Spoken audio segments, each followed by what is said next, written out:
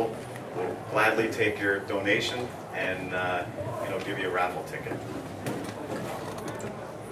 Aren't they $5? I think they're $5. There? Okay, great. Sure. So again, there's a couple other people back there too. A few people.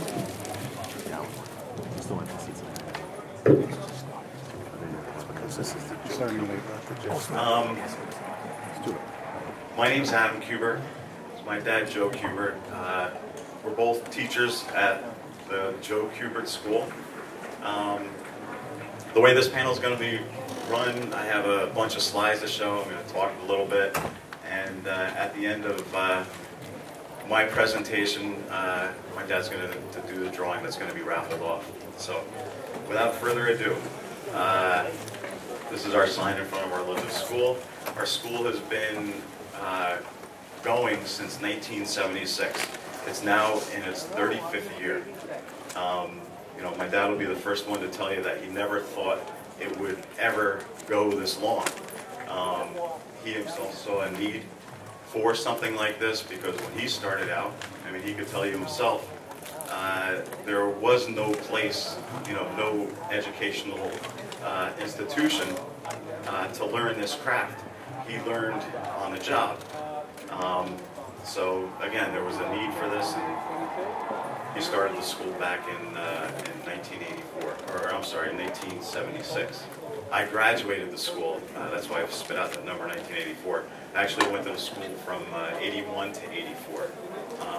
I teach there. My brother Andy teaches narrative art there. I teach narrative art. My dad also teaches narrative art, along with 20 other teachers, John among them.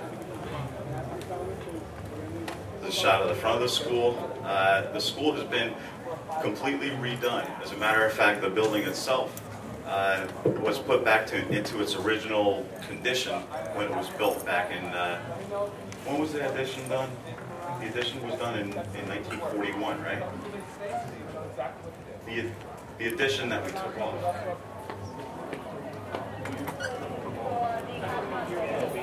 The early 30s.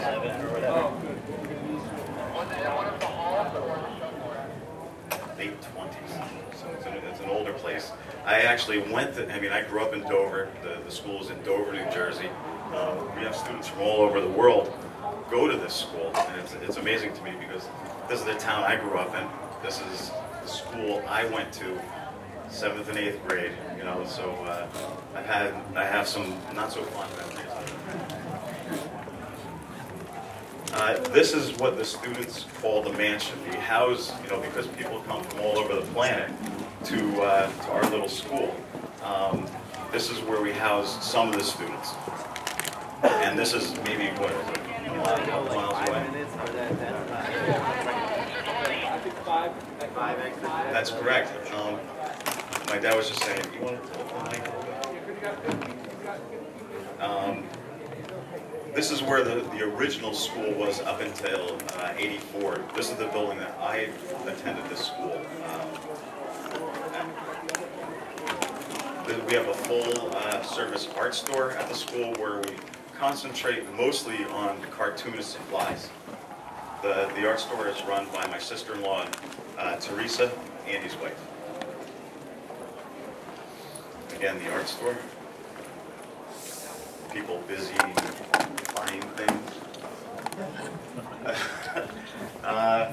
This is our waiting room. On the wall in our waiting room are pictures that are given to us by all the teachers that have come through and taught at the school. Erwin Hazen, I don't know if many of you have heard. He's an old friend of my dad. He used to draw Donnie for it was a daily syndicated comic strip, very, very popular years ago. He's got a few originals up here, among dozens of other guys. This happens to be our old library before the building was redone, but it still holds, the focus of it still holds true. We have, graphic novels. It's mainly reference library. Not really, you know, a reading library, although we do have dozens and, you know, thousands of comics, graphic novels that can be lent out to all the students.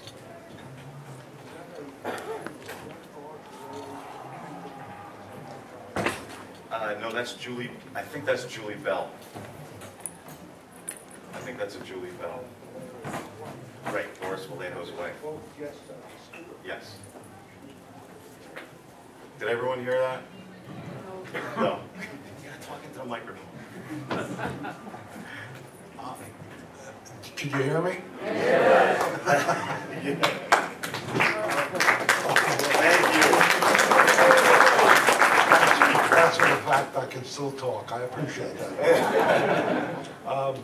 The painting up on the back, and we've had a lot of incredible guests that have come to the school to speak to the students, to explain what they do, to tell them how they do what they do, and to inspire them, to give them a little extra push to go ahead and complete what they feel will be their education and hopefully their career. But the painting that's on top was done, as mentioned by my son Adam, by Boris Vallejo's wife. Her name is Judy Bell. She's also a painter, but both of them, along with many, many other people, have come to the school, just to, as I said, just to talk to the students. I happen to be very proud of that, simply because these guys, these people who have come, are really terrifically talented people. And busy, very, very busy. And they'll take their time, cut pieces of their time out to come over to the school to speak to the students, because I'm very proud to say that they feel that what's being done at the school and the kind of person that comes out of the school is well worth their visit, well worth their interest, and well worth their talking about. So I'm more than happy to point that out.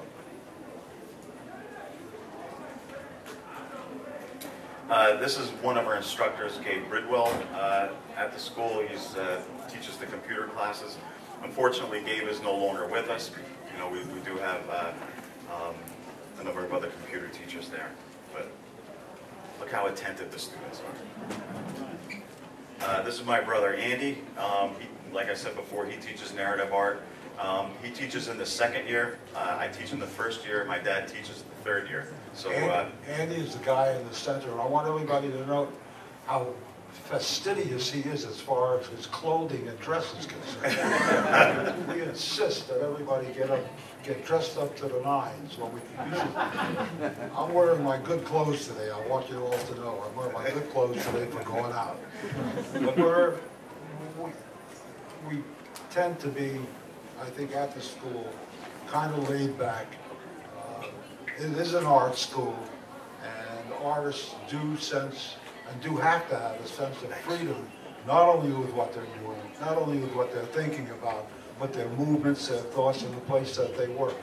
And we, Adam, Andy, and I, feel comfortable in that kind of a climate. Adam's talking about money, so we'll have to stop. Money for charity, Dad. Okay, notice the product placement right in the middle that Joe Kubert School had.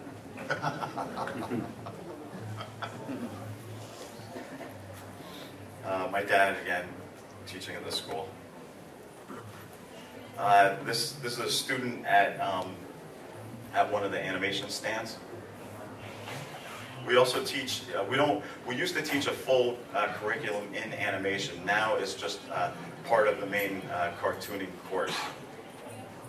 It just got too difficult to keep up with the technology in animation, so we decided to keep it as part of the curriculum, but not as a full-blown, full-blown major course. Again, students, what we, you know, my dad was saying, my dad got his white paint, he's happy. Thank you. What we were saying as far as, you know, it's an art school, it's laid back. It's laid back insofar as, you know, layout of the classroom, how the students dress or whatever, but it's absolutely not laid back in, you know, the requirements that we have of the students insofar as homework, showing up on time, showing up at all. You know, this picture shows, you know, like I said, one of the classrooms, but we do want them to decorate the classroom. I know in my own studio, I have pictures all over the place for, you know, for reference, for inspiration. That's what we want. You know, this is almost like a studio setup. All the students sit close to one another, they talk to each other, they feed off each other, the energy. It's a nice, you know, it's a nice low hum of an energy level in this type of environment. But it is, you know, it is a very disciplined type school. You know, it's a tough school. Those people who are not involved in the arts, those people who have just heard stories about cartoonists or art societies or studios, have no idea really what kind of work a young person, and we have these young people attending the school, the kind of rigors that they have to go through in order to attain the kind of ability that they have to be a professional, to be able to make a living at this kind of a business. I mentioned at this point, it's a 3-year school, a full 3-year school, and the people who attend the school have maintained the kind of a schedule where they're drawing anywhere from 6 to 8 hours a day, 6 to 7 days a week. It's a 5-day-a-week course class. The full 3 years involves working, I mean really heavy work, just as I've described. And the kind of time that a person spends at drawing is something that they've got to generate for themselves. It's not a situation where we push them or cajole them or threaten them to try to do the work. It's something that has to be inside of them. It has to be something that drives them. Every person I know who is successful, including my sons Adam and Andy, it's not a matter of liking to do the work. It's not a matter of choice. It's almost a compulsion. It's something that you cannot pull somebody away from once they're bitten by that kind of a drive. But it is difficult because the only way anybody improves their drawing is by sitting at a drawing table and drawing and drawing and drawing. There is no shortcut. And so in order to be able to do that, you have to have the kind of, it's not even ambition, it's a commitment. It's an unswerving commitment that each person who attends the school must have in order to get what we feel is the benefit that the school can give them. Not only do the students improve because of the instruction in the classroom, but because, like my dad says, they're drawing in class during the day, 6 hours a day. Then they go home and draw 4 or 5 hours at night. I mean, if you don't get better from all that practice and all that drawing, there's something wrong. So really, it's, you know, half of it is in the instruction, the other half is from them just working a hell of a lot.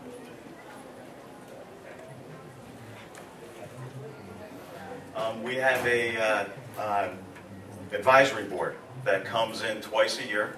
They go over our curriculum. We have a discussion. We have a little lunch. But the main, the main idea is it's a back and forth dialogue with all the higher ups in, most of the major companies in comics. In this picture, you see Joe Quesada. You see Stan Mataloni. Richard Bruning, who's in DC Comics. All these guys get together with us, and although Joe hasn't been there in a few years, but these guys get together with us, take them through the school once again, show them what they're doing, have discussions, and they say, well, the market trend is going this way, the market trend is going that way, and we have to be able to adapt to what's current and what's happening. So that's what this is. Because these are the people that are hiring the ones that come out of the school. And they constantly are keeping us aware of what is most current in the business, what's going on. That's my granddaughter. She's the best. Best. Ava. Not very good, but the best. Go ahead. Oh, that's okay. We take school trips. They're mandatory. The students go, from each class, go to 2 to 3 places a year. It's part of, it's not something. My daughter Ava. It's not something that that they can't go to. They're required to go to it. This was when the body, this was a few years back. This was the Bodies exhibition that that was in the city, and this is one of the class trips. I don't think so. I don't think so. We also go to a number of museums. This is the Frazetta Museum, which you guys, some of you may be aware, is no longer there. That's Ellie Frazetta, the woman next to Alex Stevens, who was another instructor. Frank would come out, which was absolutely awesome, going over, what he's done with the students. I think going out to, the people, like I was saying, students come from all over the world to come to this school. Some have never been to New York before. This museum happens to be in Stroudsburg, Pennsylvania, but we also take school trips to the Met, to the MoMA, to the Dead Zoo Museum. That's it. Museum of Natural History. And I think it's invaluable to take these guys and have them experience things that they haven't experienced before. Right, Ava? That's right. Again, the Frazetta Museum. Frank with the student. Both Frank and Ellen were so outgoing, so friendly. To every class that came out to visit them, they were just absolutely terrific. And the kids came back so inspired. They wanted to get back to work. As soon as they saw Frank's stuff on the wall, kind of get back and do the kind of stuff that Frank would do, which is great. As soon as they saw Frank, I mean, you just want some of that to rub off on you, Have him breathe on you or sneeze on you, something. The students also take trips to various companies. This is the 3rd year. They go up to DC Comics and have a portfolio review. Well, let me explain while Adam is tussling with his daughter. We are accommodated by every big comic book publisher in the United States, in that they will personally have our 3rd year students come up to their offices or visit us at the school and go through the portfolios of every 3rd year almost graduating student to find out if there are people they can use, people that can come right into the business on any on a variety of footings, on a variety of jobs. But I also want to make it clear that the kind of work that a cartoonist does, that a comic book artist does, also applies itself to many, many other areas of the commercial art field. A lot of the people that have come out of our school suddenly discovered, well, they've never painted before. They've never used oils before. They've never used watercolor before. They've never done illustration before, which is part of our curriculum because it's part of what the cartoonist has to know. They suddenly find out when they get out of here, people who are publishing children's books can use their material. One of our students who eventually became an instructor was doing the illustrations for the book review section of the New York Times. He was doing those kinds of illustrations on a steady, regular basis. There are other people today who are directing full-blown animation movies who have graduated from our school. One in particular who happens to be the director for the latest Batman series that are coming out now, went through our school, paid for, his entire tuition was paid for with a scholarship that was given by DC Comics for him to come through. Point being that our getting together with publishers in our business is an accommodation not only for the students, but it's an accommodation for the publishers as well, because they feel that our school is a source for the talent that they're looking for, which is a great position to find ourselves in. One thing to note is one of the students, Gary Brown, had how do I describe where he is? Gray t-shirt, sitting down with the sunglasses on his head. He'd actually gotten a job from DC that day. Another student meeting with Brian Cunningham, editor up at DC. Well, Nick Napolitano now, who's a graduate of the school, is vice president in charge of production. That's right, vice president in charge of production of the So DC Comics. and I tell the students who are attending this school, you guys who are coming to the school now are riding on the backs of the people who have come out before you. You are riding on the fact that these people have come out, have proven themselves an important and valuable part of the business. Therefore, the business is coming back to the school looking for people like them. To me, it's a wonderful, and something I really never expected. Something I never even thought of when I started this school, but it's great. This is a shot of Eddie Berganza. He's the editor on all the Superman titles, meeting with Gary Brown. I mentioned earlier that Gary Brown was one of the guys that had gotten work that day. Gary Buck, if I'm not mistaken, was from Norway, wasn't he? No, I don't think so. No, he was from Scotland. Scotland? Yeah, Gary's from Scotland. We have a number of people that come out to the school to give talks. This is Nick Lowe and CB Cebulski. Nick is the head X-Men editor up at Marvel. CB is the head talent coordinator at Marvel. I mean, I just think it's an awesome, awesome opportunity for the students to meet guys like this, because it's very, very difficult, you know, to have a one-on-one with guys at this level, because, you know, I mean, you see outside, you go to a convention, you can't even get within 20 feet of them. But, you know, this is a huge advantage for the students that go through the school. I know, we're going to have to rush through this because, okay. This is Jimmy Palmiotti and Darwin Cook. Again, a couple of guys that, you know, have come out a couple of years ago. I think they came out and spoke. Bill Sienkiewicz. Rags Morales. Rags was actually a student at this school. I think he went there 1 or 2 years, about 12 years ago. This is Brandon Vietti. This is he. Right.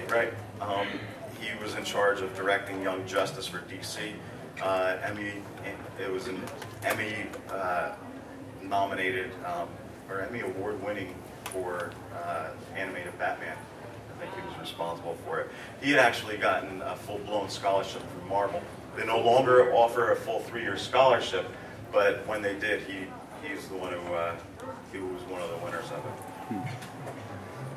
This is Maureen Halliwell. He was here last year. He's one of the Marvel's top colorists, doing a presentation at the school on boobs. This is Ali Garza.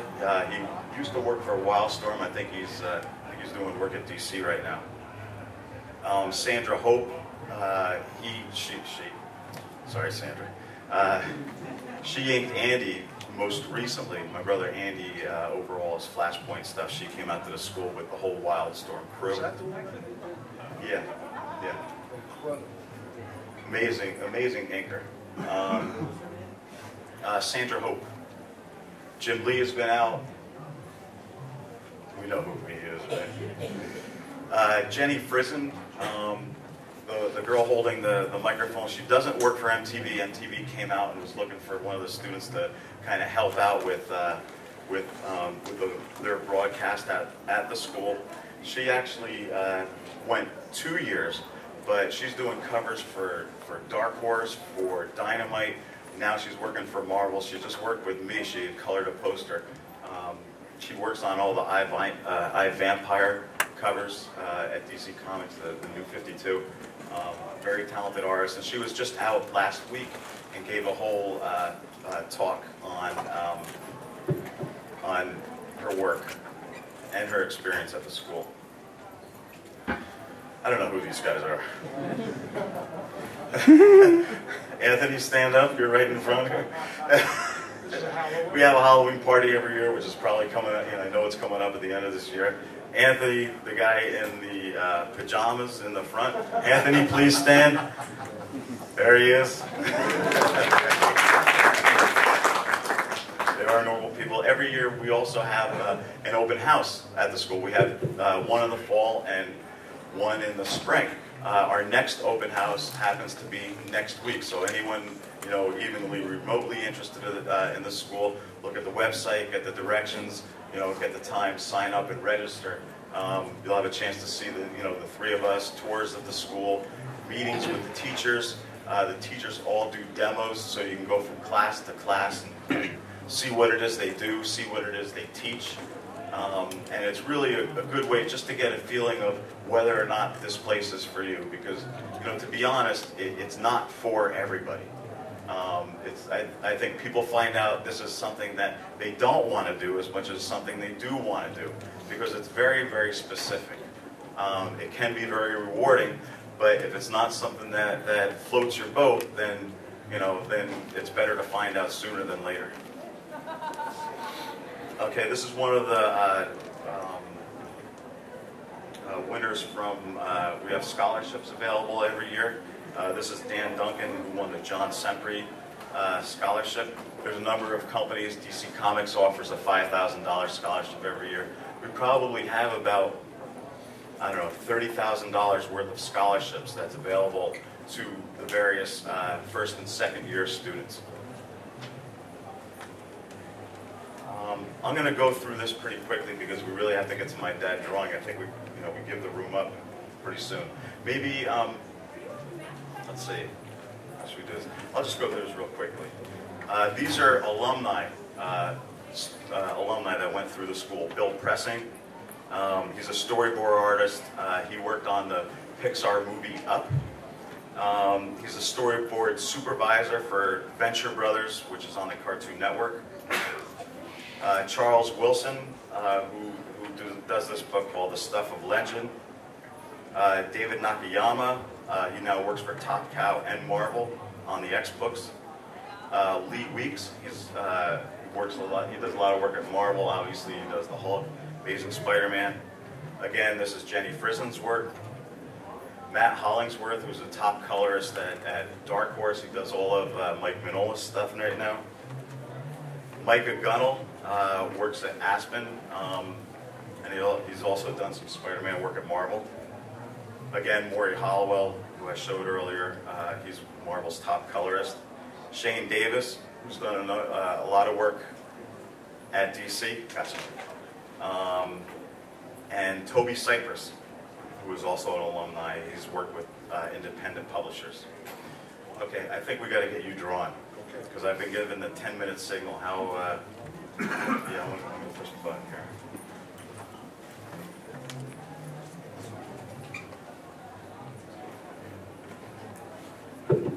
Okay, if anyone has any questions while my dad is drawing, again, this is for the raffle that's going to be taking place right at the end of this panel. Ask me questions, you can ask my dad questions, so we can open it up.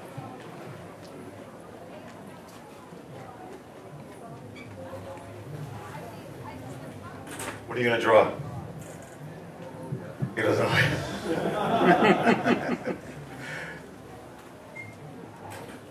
Do you want to get a request? It's already done.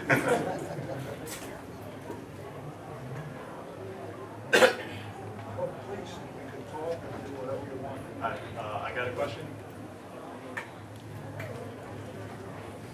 Yeah. I'm an artist, and I feel like I can draw pretty well if I'm given enough time. However, I know in this industry, speed, deadlines, and everything is a big deal. I was wondering if you had any tips for learning to draw faster. The pencil quicker. Yeah, I mean, is it really as simple as that? Just no. Okay. Well, yes and no. All right. I mean, that's like the golden egg. You know, I want to produce more work. Myself, I've tried every which way to go faster. I've drawn smaller, I've drawn bigger, I've taken a shortcut here, a shortcut there. But in the end, it's just a matter of getting off the internet and sitting down and doing your work, you know, and focusing on it. I mean, there's different tricks. I sometimes set a timer for myself. I actually do this. I set a timer for half an hour just so I can keep track of the time. You know, because you know when you're sitting and drawing, you're totally lost in what you're doing. And all of a sudden I hear ding, I said, oh, Another half hour went by. You know, I said it again, you know, just so I can keep track, because, you know, we tend to enjoy this a little too much. And you got to remember, this is a business, you got bills to pay, you have money to make, and, you know, and it is a deadline-oriented business. You have to get your work done. No matter how good an artist you are, if you don't get it done, they're not going to come back to you, because if the book doesn't come out on time, in the end, it's going to lose money. That's a no-win for everyone, so you have to get it done. Thank you. You're welcome. Hi, I'm interested in your correspondence courses, and I was wondering if you could tell us a little bit more about that. Okay, correspondence courses. We offer 5 correspondence courses, which run about, depending on whether there's a sale, $250 to $3 1/4, I think. Penciling, inking, superheroes, and a couple of others. It's comprised of 5 lessons. You get a full-size book, a DVD, all the art materials that you'll need. But there's 5 assignments in each course. Each assignment is done at your own leisure. You do it, you send it in, it's corrected and sent back to you. And it's fairly worthwhile. Is it okay if I tell them that you correct most of the... Sometimes. It's okay, sometimes. That's what I said most. And I had to ask first. My question was regarding animation, and sort of, you spoke about, in the past you guys taught animation. Yes. And I was wondering, what is it, in your opinion, is it easier to transition from narrative or still imagery to animation, or animation to still imagery? You know, sort of in your opinion. I think, if I understand your question, is it easier to go from like cartoon illustration into animation, or in the reverse? Correct.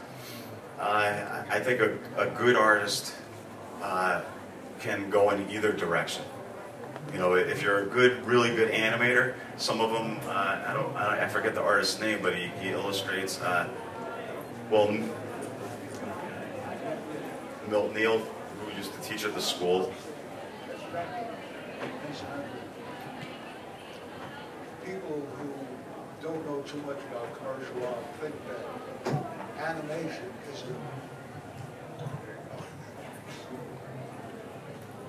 that animation is an easier form of art, and it's not at all.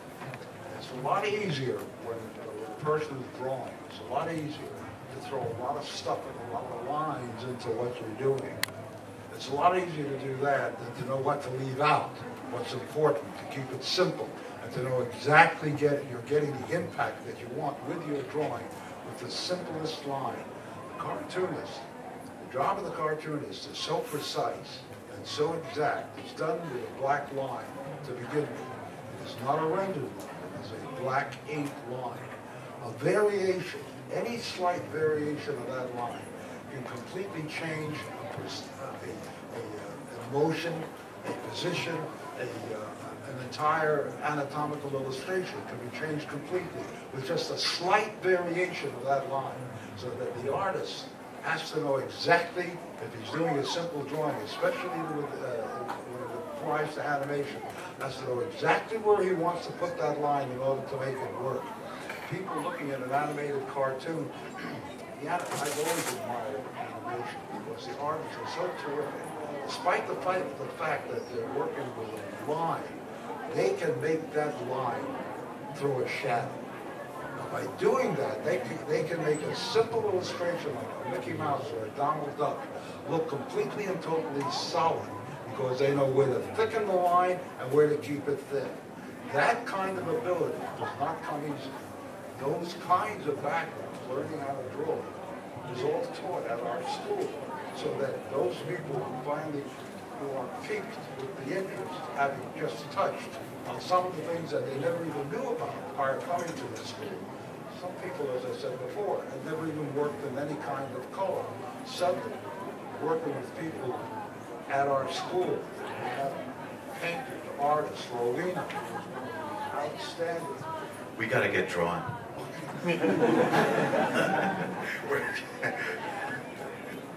You're a chatty Cathy. I'm sorry about that. I got the 5-minute signal 5 minutes ago. Hello, Hi. greeting from Venezuela. And what inspired Mr. Kubert to create Sergeant Rock? What, excuse me? What Is it like to... What inspired Mr. Kubert to create Sergeant Rock? He's drawn right now. What inspired you to create Sergeant Rock? So keep your pen on the paper.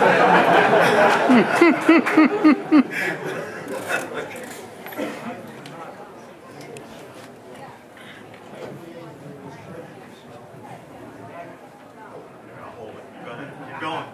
Keep going. The guy who created the character, the writer and editor, with whom I worked for many, many years, Bob Cat, very underrated and kind of him, because he was the one that came up with the concept. He was the one that came up with the idea of Sergeant Rock. And he described it to me in certain terms, both written and descriptive, where I could see the character. I could see the character that he designed, that he devised. And it was easy for me to put down on paper what he had in his mind. So I can't take that kind of credit to myself. He was outstanding. Thank you very much. No more Sergeant Rock questions. Yeah. The drawing that he's doing now? Yeah, he usually, he's an anomaly. I mean, he could start out with just a ballpoint pen and it'll look gorgeous. It looks like he started out with a thin pen. I don't think he penciled it at all. Did you use a pencil on that? No, he didn't. No. I mean, watching him do this, it's like a computer. It just scrolls down and it's done, and there's no mistakes.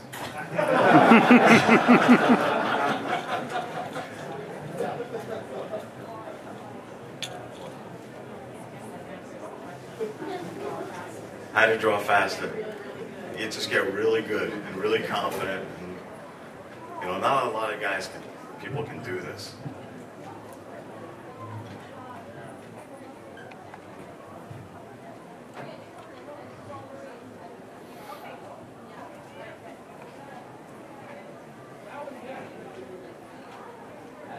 Yeah. Okay.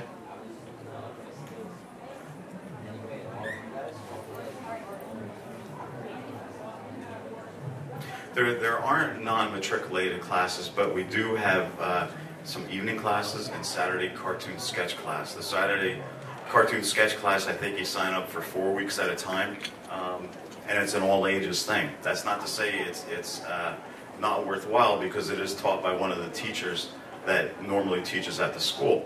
The night classes, we have figure drawing, I think a Photoshop class, and something else. We just started it, so I don't remember what it is. Dave? What booth? We're at booth 1832. Thank you, Dave. Dave went to school 1 year. He was in my class, an excellent student, and he knows just the right question to ask. Booth 1832, if you need more information. Thank you. Yes? Anything available during the summer? We do have a sketch camp. Is that for any age or all ages? Yeah, during the summer. Every age, and it's for 4 weeks at a time? Right.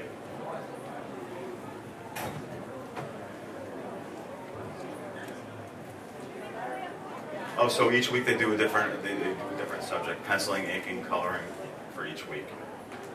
And it's labeled like a camp, but similar to the Saturday cartoon sketch class. It is for all ages, and it is taught by the teachers that normally teach at the school.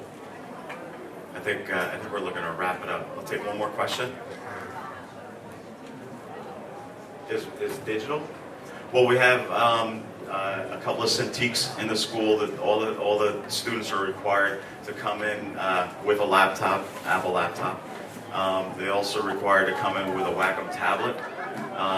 So there are a number of computer classes that use these instruments. You know, Photoshop, InDesign. I'm just not the computer guy to really ask or disseminate the information, but you know, it's Photoshop, InDesign, Dreamweaver, if you're familiar with those programs. Okay, I think what I'm going to do, he's going to keep drawing because we're short on time. We have to cut out. I'm going to pull the raffle ticket. Now, obviously, you know, for the people who aren't here, you know, this is a moot point. You don't have to be here to win the raffle, to win this drawing. That's it.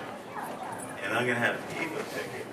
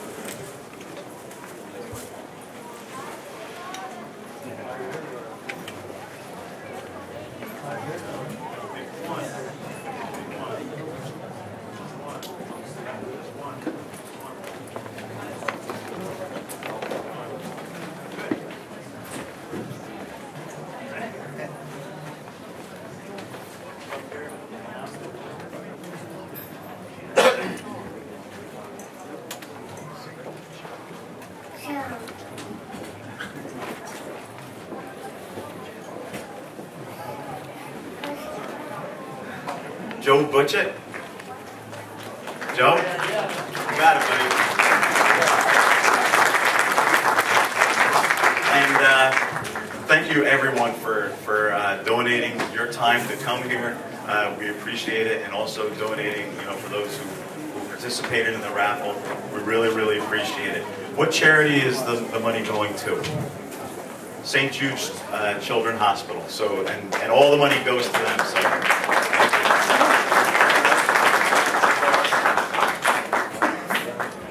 If you want to stick around till he's done, you know, we can stick around till they kick us out.